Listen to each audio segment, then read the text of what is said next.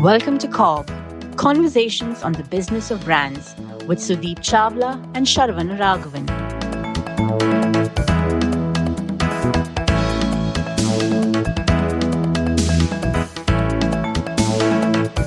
When I saw the topic you'd chosen for today, Sudeep, I wasn't sure why we were repeating a topic so soon in the podcast. And then I realized that, unlike me, you would have some reason of justifying why we're repeating a specific topic in a matter of weeks. I see the title as Future Proofing Marketing Careers. And we did an episode on how AI will impact marketing careers. Is this even different? Yes, actually. When we did the last episode, we treated AI from its utility point of view. Mhm. We spoke about how can artificial intelligence be deployed by real intelligence, Right. and therefore variety of use cases that AI can offer. Hmm.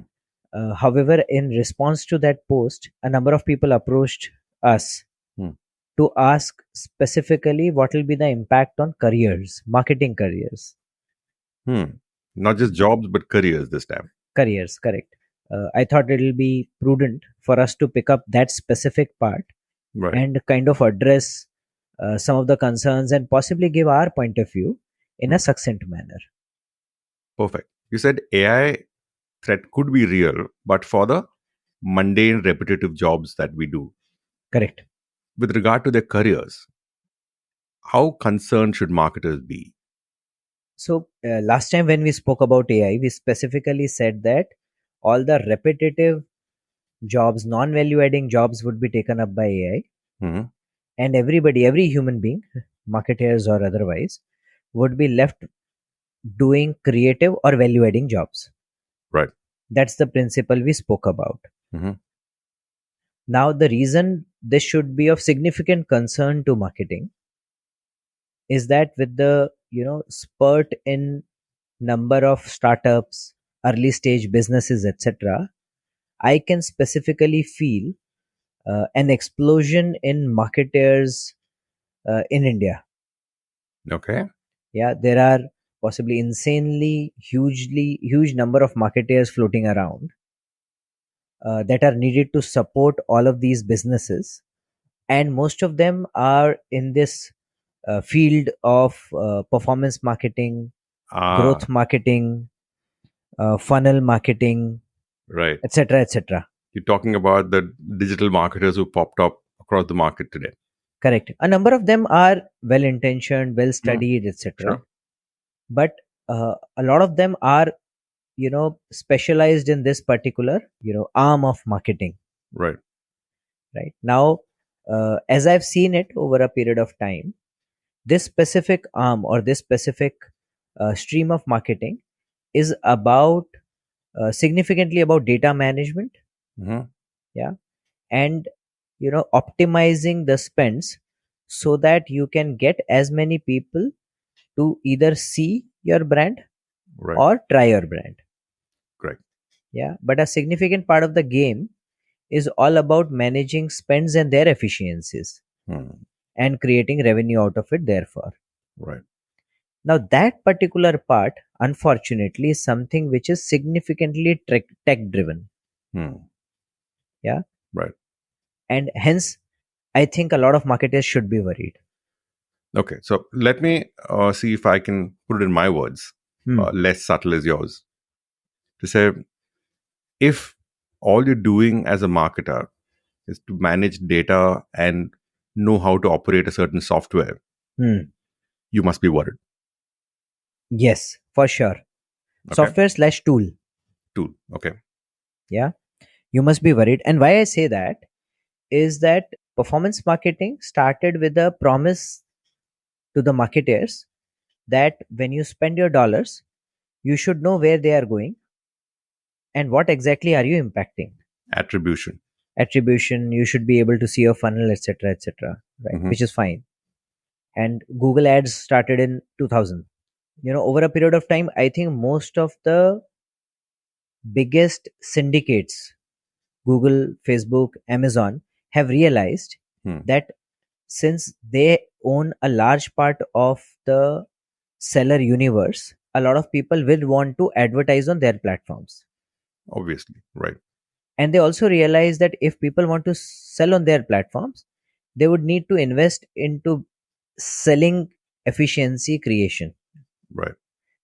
which is the revenue which is otherwise given to an agency or any kind of tool that sits on top. Hmm. And hence, over a period of time, all of them have built their tools, Right. right, that manage performance marketing. So Google acquired DoubleClick Hmm. in 2007, and then they had a very popular tool called Dart for publishers, Okay. yeah, or DFP. Okay. Now this DFP was therefore taken in by Google, and then they went on to rebrand it in 2010 as DFP, Mhm. and then in 2018 it got launched as Google Ad Manager. Yes. Yeah. Yeah. And Google Ad Manager simply allows you to define the objective of your campaign, also tells you what do you want the campaign to be optimized on, whether it is impressions or clicks or views, etc., etc., and then allows you to define the budget, Right. and then it says thank you, Hmm. we will optimize because we know our own algorithm, Right. right? Same thing is done by Facebook, Right. same thing is done by Amazon. Hmm. Yeah, it makes immense sense for such syndicates to be able to invest into something like this and then let the algorithm do its job. Right. So And basically, the money that would have gone to an agency before yeah, is now being taken up by the tool created by these platforms. So they correct, get paid for the ad and the system. correct. And in case you are a digital ignoramus Hmm. and you don't know how to operate these tools, there are further tools that are available which will translate your requirement into the requirement of these tools, right? So there are, you will find significant number of tools developed by various companies Right. which will ensure that they take up your requirement in as basic words as possible and translate it into what Google wants, Hmm. hopefully without the loss of any efficiency. Right. There are enough number of tools that are available, Right. and the more money you spend, the more intelligent these tools become. Hmm. Obviously. Yeah. Yeah. And hence my simple submission to everybody who specializes only in creating, delivering and optimizing these campaigns is that increasingly you will find AI tools being able to do this very well. Right. So I have a question here, Sudeep. Yeah. In when you define these campaigns on these softwares, Hmm. there's an awareness campaign, there's a repeat campaign. Are they very different? Are they really awareness campaigns that we run offline as well? In my opinion, I'll tell you where the question's coming from. Hmm. Basically, what the software does is Hmm. that gives you reach to a kind of audience that you want to. Yeah. Now, when you run awareness campaigns, what this does is that when I'm a digital marketer, I learn this algorithms work as an awareness campaign without really putting my mind to what is the job of an awareness campaign. Because the software does a reach and frequency for the audience. That's all it does. Actually, you're right. So therefore, when you're defining a campaign in a Google Ad Manager, it doesn't ask you whether you're running an awareness or a repeat campaign. Hmm. It simply says, what do you want it to optimize on? Hmm. Right? So therefore, if you're optimizing it on impressions, it assumes possibly you're doing an awareness campaign. It doesn't matter what you're saying. Right. Right? Because you just want people to see. Now, if you want it to optimize on clicks, then it'll just see which creative is getting better clicks and it'll direct all budgets towards that. Hmm. If you want your campaign to be optimized on leads, then it'll see which particular creative is Getting leading you the to form fills. form fills. So therefore, it'll direct your budgets there. Hmm. So it does not start from brand objectives. It simply says, what do you want the consumer to do Hmm. now? So therefore, they are very clear in the objectives that they're delivering. Right. The translation of brand objective into what the Google form or the Amazon form or the Facebook form is asking is something that other tools do or the marketers have to do. Right. Okay. Yeah. Okay. So from that point of view, that's one bridge. Hmm. Yeah. But I believe that a lot of it is something that AI or its avatars are going to take up. As in performance marketing and Yeah. execution. Yes, by and large. Okay. Yeah. Okay. So therefore, this should not be the only skill that you're holding. Mm, And the focus is on only. right. It's a skill which is worth knowing. You should certainly know it. You should be able to run it on your own. You should be able to market a business on your own. Then you are more agile. You're more hands-on. You're able to take better decisions, etc. But Right. that can't be the only skill that you're holding. Absolutely. So, okay, let me ask you a question otherwise. Huh. So, what should marketers hold on to then if AI is going to do this? Okay, excellent. So let's come to the point. Very specifically, the purpose of a business is to be able to create something of value to the customers and then being able to supply it to the customers at a profitable manner. Right. Value creation. Value creation for the customer, right? Right. So therefore, a marketer, where a marketer adds value, is in number one, understanding the consumer well, translating that consumer understanding into some kind of a product or a service need, and then being able to craft a product or a service which is able to profitably satisfy that need. Right. Right? Understood. Yeah. Now, how this information reaches the consumer later is something that performance marketing and its algorithms do. The work upstream is something that you need the marketer to do. Exactly. Because even discovering who your consumer is going to be, basis your PMF at the early stage, understanding that very consumer really, really well. As we keep saying, hyper empathizing with them, knowing their joys, sorrows, pain points, right, is something that the marketer should do, and no other digital tool or technology will be able to do it for you. Okay. Yeah. So, what about creating avatars by AI? Isn't that enough to understand your customer? When you say avatars, as in? So they create lookalikes. Yeah, you put in ChatGPT, gives you a customer profile. Is that not enough for a marketer? So it can create a customer profile. It'll be able to tell me, somebody like this is so it will give me facts. It can't give me feelings. It can't give me fears. It can't give me inhibitions. It can't give me joys. It can't give me sorrows. Right. It can't give me motivations. You have a term for this, right? I usually don't use that term because it's a much abused one. And hence I'm very simply saying the job of a marketer is to know their consumer inside out, spend significant amount of time knowing the consumer, so that you are able to almost predict on behalf of the consumer as to what will they like and how will they respond to a certain stimulus. Yeah, this is exactly what's happening if you watch the documentary about big data. Okay. In that they say how you think your phone's listening to you. I still believe it does.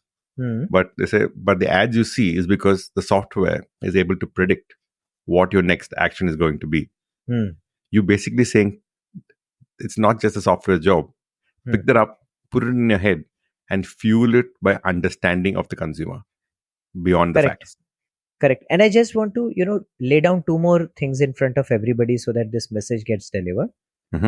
The first one, Sharan, is that, and I saw this tweet from Arindam Paul today from Attenberg.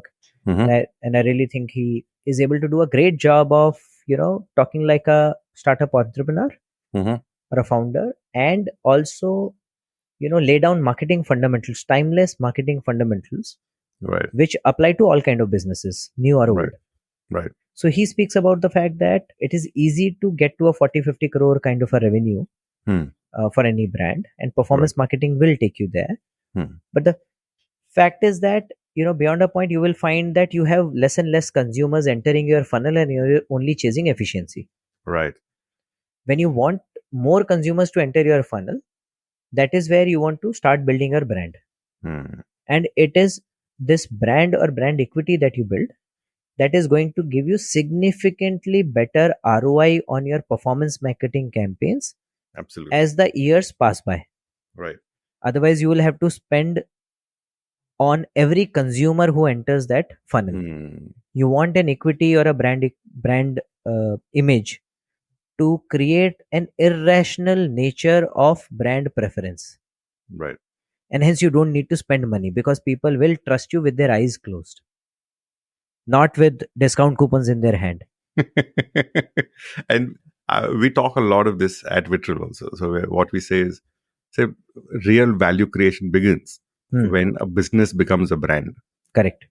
Because a business could be built on transactions. What you Yes. said, going from 40 to 50 crores with performance marketing is easy. I mean, it's not easy. It's possible, very possible. Yeah. But you're not really creating long-term value for the customer. You're dealing on a transaction basis where every transaction takes pretty much the same effort. Correct. But when Correct. you build a brand is when you're building for the long term. You're building memory structures in the consumer's mind and therefore preference for your brand. Correct. And that's why they will pick you, whether you offer them a discount or not. Correct. And therefore I use the word irrational preference. Right. Logical preference you can create by doing anything else. I am talking about irrational preference. Right. Because it comes from somewhere deep within. Absolutely.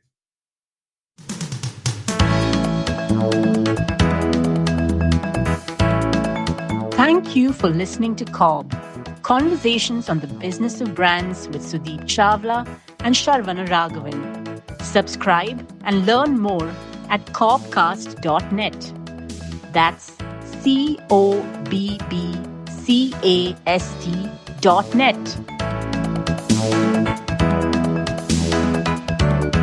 I said I want to lay down two facts. First is Please. Creating a brand is critical even for becoming a more profitable performance marketing brand. Right. Now, brand creation, I want people to look at all the examples of famous brands that they've got, that they've seen being built in front of their eyes. They will realize that all of these brands marry some kind of a consumer life insight with their product or a service truth. Absolutely.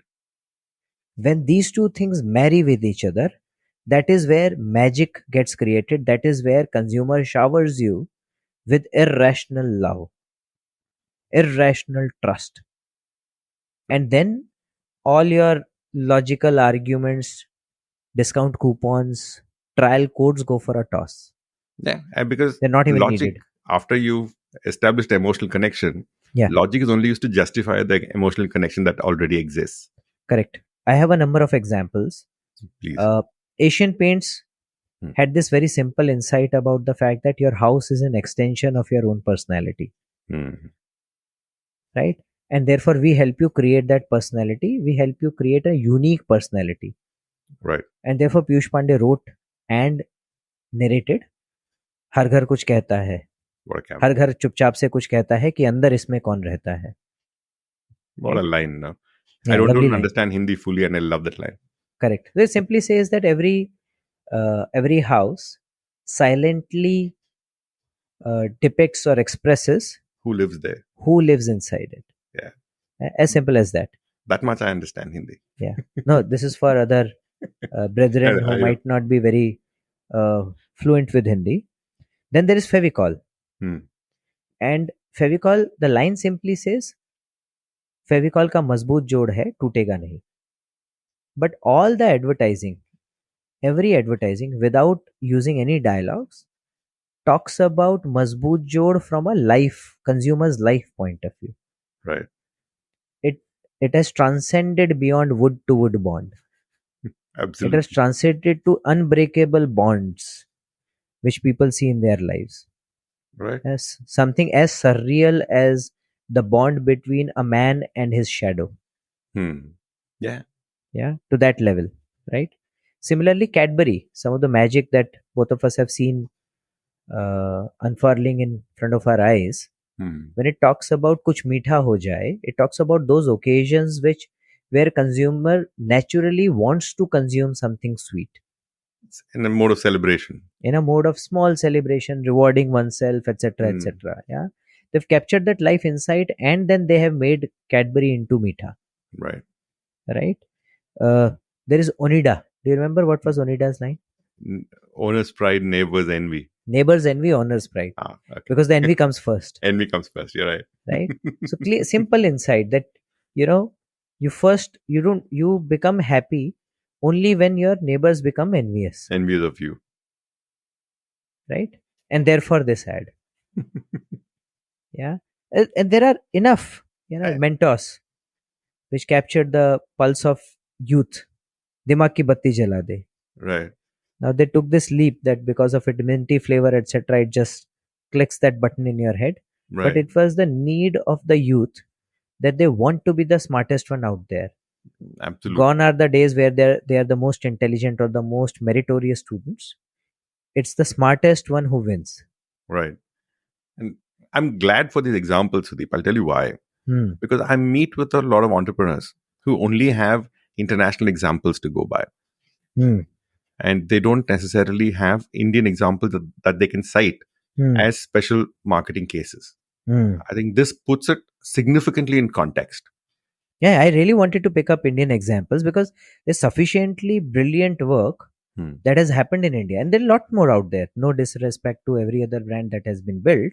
Right. These are just the ones that came to my head. Another one, international though, but I love the backstory behind it, is the Guinness one. Mhm. It says good things come to those who wait. Now Guinness by nature used to, when they used to pour it, it used to have those wooden sediments in it, Okay. right? And then, and that wooden sediments would take time for it to settle down, Right. and it was cited as a problem. The brand Hmm. turned it around. They said good things come to those who wait, and he asked people to wait, Right. right? So another one, which is, product truth and life insight, Right. when married together, surf daag achhe hain. Right. Yeah. Same thing, product truth and life insight. Right. Whenever you marry these two, and unfortunately, at least in my lifetime, I am for sure, AI wouldn't be able to do this. Very true, because your Guinness example reminded me of Heinz. Yeah.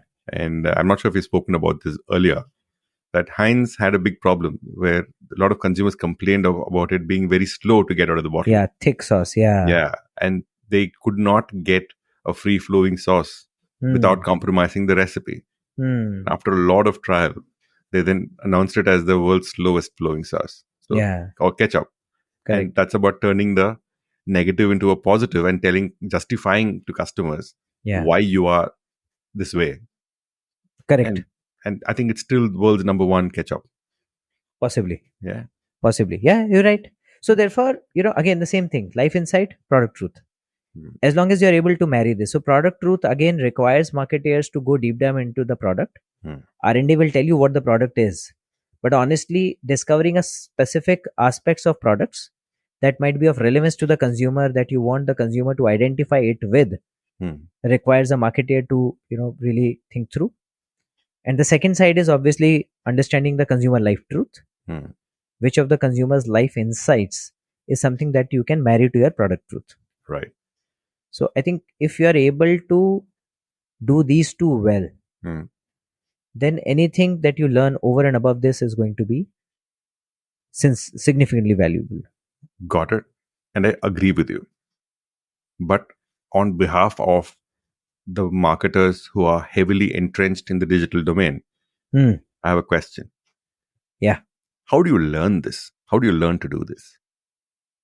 So I think, unfortunately, I don't have an intelligent answer for this. I don't have a formula for this. Yeah, it's, I have only one word: practice. Yeah. Regardless of whichever brand you are working for, whether it is in the ambit of your job or not, you would know the TG or the target group of your brand, right? Because you're running a performance campaign, etc. You are at least briefing an agency, or you're putting it into your Google Ad Manager. Go meet some of the representatives of your consumers, age group, age band, demographics, psychographics, etc. When you meet them, talk to them, get to know them. Yeah. And don't talk to them about their category, product, etc., etc. Just get to know them. Yeah. Don't make the mistake of assuming that you are the consumer. You might be of the same age band, but it doesn't matter. You are not the consumer. Right. So go meet them from different walks of life, large town, small town, etc., etc. Practice talking to them. Take interest in your consumer immersions, as we call it. spend time with them, getting to know them, come back and write down what surprised you, what got confirmed, what is something that you found interesting that you would want to explore more. Yeah, and just keep doing this, right? I think second big part that I want to tell everybody, again, takes a lot of time. Build deep relationships with your creative and your planning partners, Right. whoever is making your creatives. And why is that important Two in this things. context? Yeah, two things. Number one, you want them to try and get to know the consumer as hard as you are wanting to. And number two, over a period of time, as they keep meeting consumers, you keep meeting consumers, all the conversations that you have with with them, or they are having with you, all the knowledge that you garner during those conversations, that resident knowledge starts becoming powerful. Yeah, it becomes easier to really separate the wheat from the chaff. It becomes easier for both the agency as well as the brand team to really think through variety of insights that have been captured in the past, Right. and see which one of them really marries to the product truth that we are wanting to highlight today. Right? And there is no shortcut to this. Nobody will be able to do a laundry list of powerful insight in 6 months. Yeah, and hence resident knowledge becomes very critical. And hence my submission would be, while you are practicing consumer immersions, please harbor long-term relationships with some people who are going to partner you for creating your creatives, for planning your creatives, etc. True. I think that's a lovely note, Sudeep, because I thought when I read the title, it's going to be the same answer for a different question. And I like the nuance you brought in. It was about the impact of AI on marketers' jobs earlier. And now, how do marketers future-proof their careers? And I get that AI is only going to take away the mundane aspects of it. And if you are doing the mundane aspects of it, you are at a risk. And especially if you're dependent on softwares and tools which run performance marketing ads, which can very easily be automated.